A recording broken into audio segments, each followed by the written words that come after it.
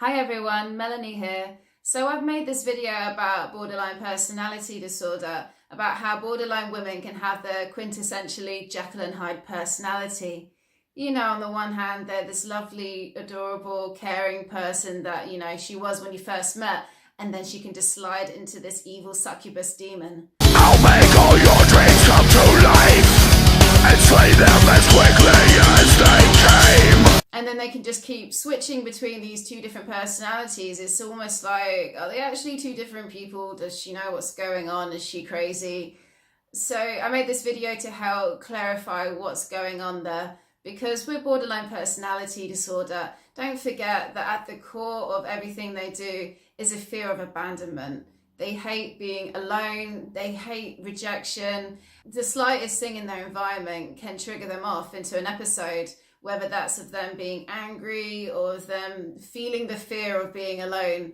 They can lash out and they can change, and then they can change back when, it doesn't last for long. The thing about BPD is that when the episodes happen, when people seem to flip, they don't last for long periods of time, as say someone with bipolar would, where they would have a manic phase that could last for like days or weeks. With someone with borderline personality disorder, it could just be a matter of hours, and it can happen quite often, quite regularly. So let's talk about the two different sides of the Jekyll and Hyde with the borderline woman.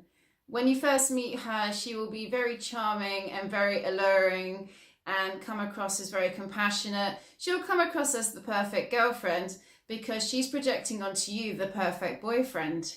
You see, she wants that knight in shining armor to come rescue her from this abyss of pain that is from being alone. And so she desperately wants someone to rescue her from the feelings she has within herself. And she sees you, and for whatever reason you're ticking off boxes, she will say, right, he ticks off all the boxes. And so she will put on her best self so she doesn't want to lose you. And for the guy, this can be really thrilling and very intense. You may have the best sex of your life because of how into it she is, and she will give it her all. And that's what helps snare you into that. She's getting you into this bubble, and when you notice that you're really being pulled into a relationship quite quickly, there are some warning bells going off, and it's right this, she's dragging you into this place for a reason. If she's really seeing you as this guy who's the best, she's overly infatuated with you and in quite a short space of time, that generally is a projection. That's not someone getting to know you and seeing, the bad sides of you or the edgy, annoying, shitty sides of someone. They just want to see the good, and they're just giving you the good. There's only a matter of time that this can last before it all comes crashing down. No one can always be on a pedestal all the time. She can't keep maintaining this illusion that you're this perfect guy. Something that you will do will trigger her and will piss her off. See, it's really frustrating dealing with the demands of someone who's borderline because she doesn't want to be left alone. So if you want to go spend time with your friends and you just don't invite her out, she might perceive that as an attack on her, that you're rejecting her. And so in defense, she can change into this other person where the jealous demon comes out, and rather than acknowledge that it's coming from a place of pain because she's scared and fearful of being on her own, instead she will blame you. So she's the victim in this, and how dare you do this? She could use emotional blackmail to get you to spend time with her again. And she will pull out all the stops and blame you, and you're left thinking, what the fuck? When someone's reaction is that illogical and inappropriate to the situation that triggered it, that's a warning sign. And someone has a personality disorder, and it's very typical of borderlines. But they can just come back out of it and flip back to normal. And sometimes what happens, what to cause that is they might be spontaneous or do something impulsive.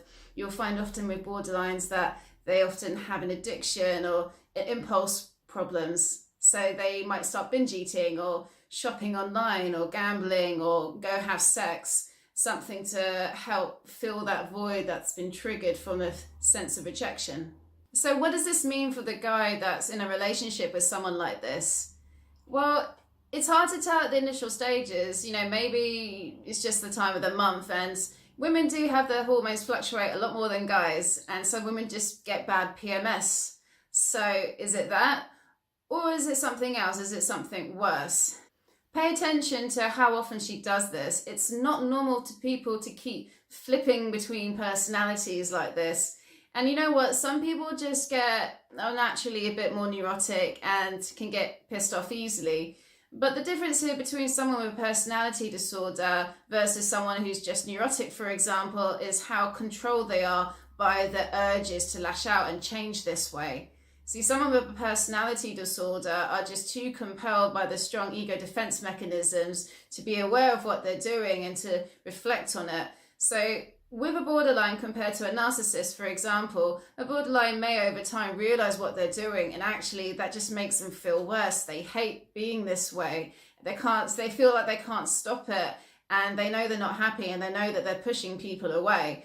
Compared to a narcissist, for example, who just wouldn't have remorse and just have that lack of empathy. And you rarely find a narcissist in therapy, for example, whereas with a borderline, they're much more likely to seek out therapy because they are just as pissed off as you are about how they feel.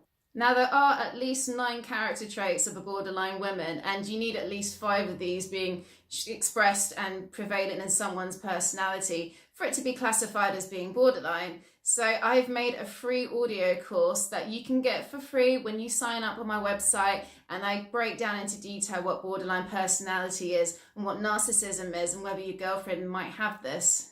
So that's it for now. Don't forget to subscribe, and bye for now.